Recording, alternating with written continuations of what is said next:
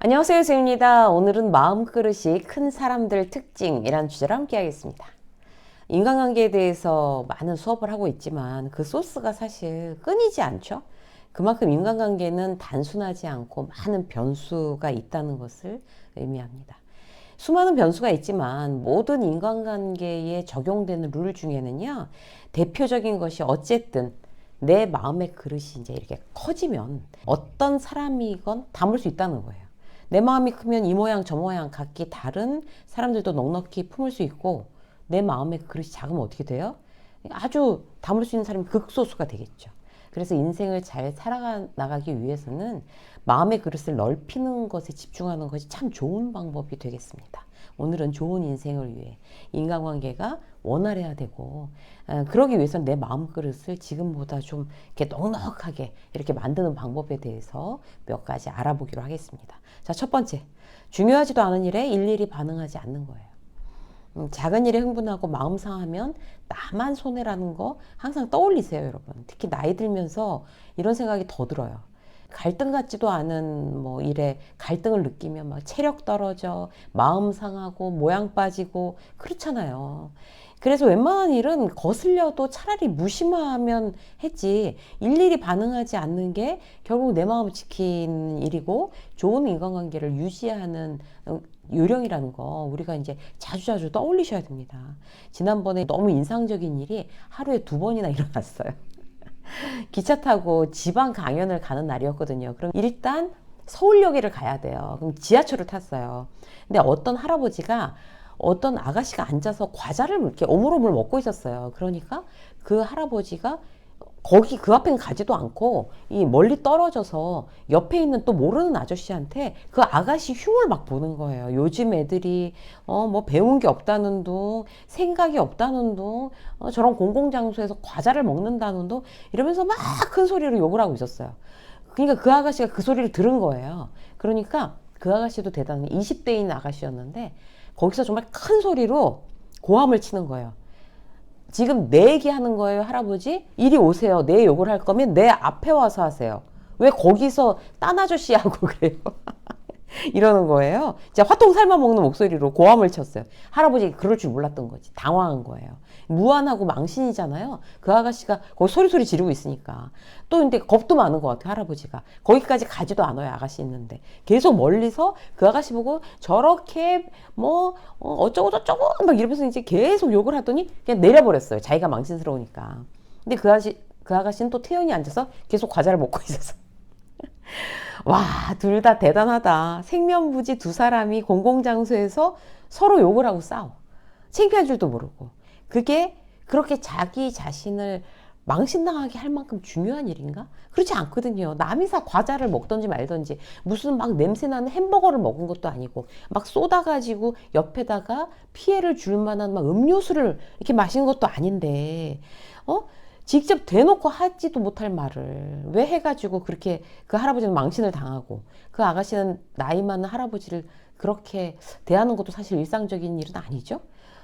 그래서 참 정말 진짜 어지간해도 참 열심히들 참 성의 있게 산다 막 이러면서 내렸어요, 서울역에서. 근데 기차를 탔고 KTX를 탔는데 거기에서 이제 2라운드가 벌어진 거예요.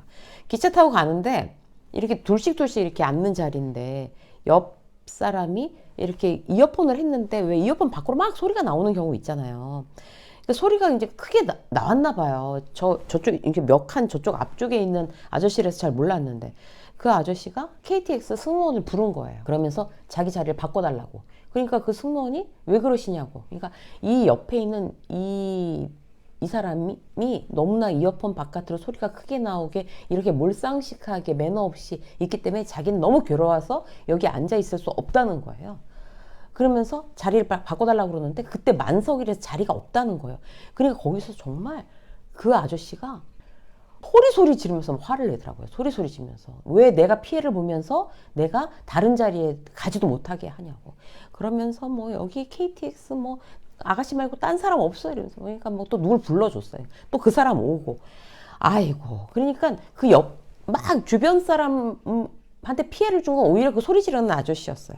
근데 여기서 재밌는 거는 그 이어폰 바깥으로 소리 나오게 한 그분 있잖아요. 그분이 조용히 일어났어요. 일어나더니 그 승무원한테 내가 입석으로 갈게요 라고 하면서 그 입석 어디로 가야 돼요 이러면서 그 아가씨를 따라 나갔어요. 그러니까 거기서 아무런 갈등도 없이 그냥 딱 갑자기 딱 일이 멈춰지고 그 소리 지르던 아저씨는 그냥 그 자리에 앉아서 가게 됐어요.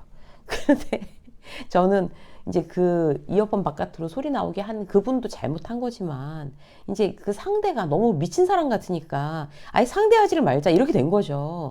그래서 그 아저씨는 그 사람한테 왜 그러면 이걸 꺼달라고 안 했냐 뭐 이런 식으로 뭘 그렇게 소리까지 지르냐 이런 식으로 한 번의 말다툼도 없이 그냥 가버렸어요.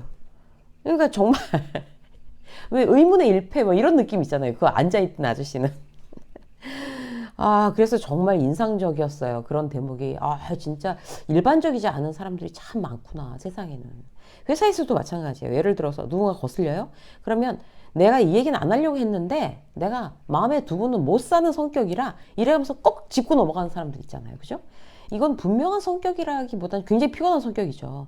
이게 중요한 일인가를 먼저 한번 생각해 보세요. 이게 꼭 필요한 말인가? 이걸 또 한번 생각해 보세요. 그래서 둘 중에 하나라도 아니다 싶으면 중요하지 않은 일에 일일이 반응하지 않는 거예요. 우리의 원칙은.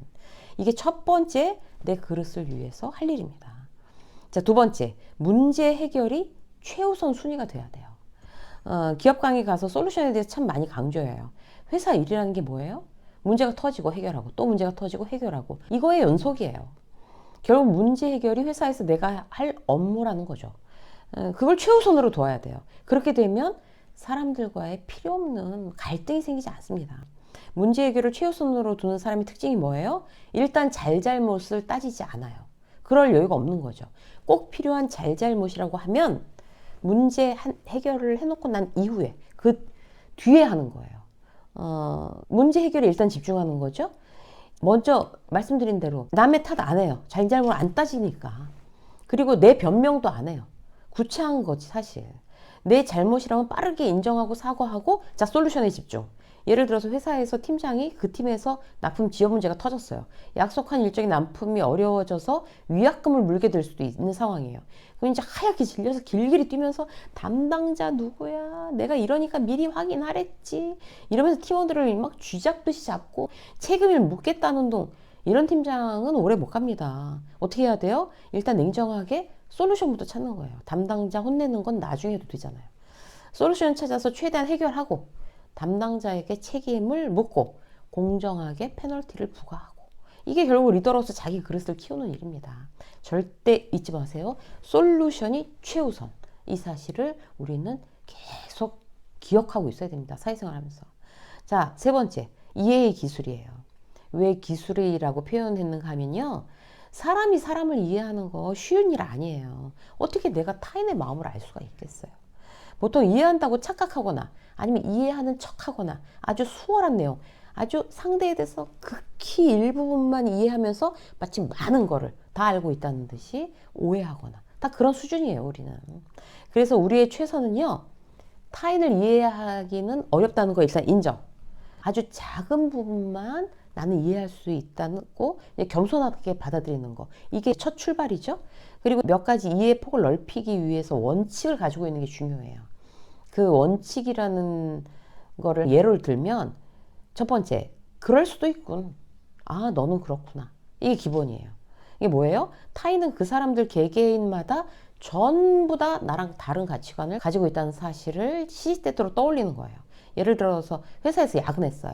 부장이 퇴근하면서 야식을 배달시켜줬어요. 뭐 치킨도 오고 엽기 떡볶이도 오고 뭐 음료수 같은 게 막 와서 일을 끝내고 먹고 이제 퇴근하기로 한 거예요. 다들 즐겁게 막 먹고 얘기하고 놀았어요. 치우고 갈 일만 남았어요. 근데 웃고 떠들고 잘 먹어놓고 김대리는 자기가 갑자기 집에 일이 있는 거를 깜빡 잊었다고 하면서 먼저 가보겠다고 급한 척하면서 가버렸어요. 여기서 이해의 기술이 나오는 겁니다. 누구는 뭐 저런 애가 다 있냐? 사람이 양심도 없다는 둥, 얌체라는 둥, 막 뒷담화를 하면서 다음날까지도 김대리를 곱게 보지 않아요. 마음으로 계속 비난하는 거죠. 또 다른 유형, 급한 일이 있었나 보지. 남은 사람끼리 뭐 치우면 되지. 뭐 그리 힘든 일이라고 이렇게 쿨하게 넘기는 유형이 있어요. 김대리가 없다고 해서 남은 그 일이 그렇게 고생스럽게 뭐 내가 희생해야 될 정도는 아니잖아요. 먹는 거 정리한 건데. 그리고 김대리가 정말 집에 급한 일이 있었을 수도 있고 남의 사정을 내가 어떻게 알겠어요. 이렇게 생각하는 거죠. 만약에 뒤처리하기 너무 피곤하고 귀찮아서 핑계를 김대리가 댔다고 한들 뭐 내 입장에서 노 프라블럼. 그렇게 생각하는 유형들도 있어요. 너는 치우기 싫어서 핑계를 대는 사람이구나. 그럴 수도 있지. 이렇게 상대를 혐오하거나 비난하지 않고 너는 그렇구나. 이 원칙이 바로 이해의 기술입니다. 여러분. 한 가지만 더 말씀드리면 비교하지 않는 거예요. 타인과 자신의 삶을 비교할수록 인생이 불행해진다는 거 우리가 이미 알고 있잖아요. 그죠? 비교하지 않고 자신만의 삶을 집중해서 살아가는 게 참 중요해요. 가장 가까운 가족을 한번 볼까요? 맞벌이 부부들 많잖아요. 그런데 맞벌이 부부의 갈등 중 하나가 누가 더 연봉이 많냐. 그래서 집안일을 어떻게 나누냐. 이런 부분들이에요. 나는 매일 야근하면서 힘든데 내가 보기에는 그냥 대충 일하고 일찍 와서 TV나 보고 이러고 있는데 집에 들어오면 열받는 거지. 나랑 비교가 되는 거예요. 나는 너무 늦게까지 일해야 되고 집안일도 내가 훨씬 더 많이 하고 그 억울하거나 분노하는 거죠. 왜 그래요? 비교해서 그렇습니다. 비교해서. 제 지인 중 선생님이 있는데 초등학교 선생님이 남편이 이제 먼저 희망퇴직하고 여행 다니는 거에 너무 스트레스 받는 거예요. 이 여자분이. 자기도 학교 생활 힘든데 남편은 먼저 퇴직하고 뭐 니냐니냐 논다는 거죠. 그러니까 남편이 막 약 올리듯이 당신도 퇴직해 이랬대요. 이게 이제 갈등의 요소인 거예요. 비교하기 시작하면 바로 갈등이 시작됩니다. 나는 아직도 학교 다니는데 당신은 왜 퇴직하고 놀아? 뭐 이런 거. 갈등의 시작이죠. 비교하지 마세요.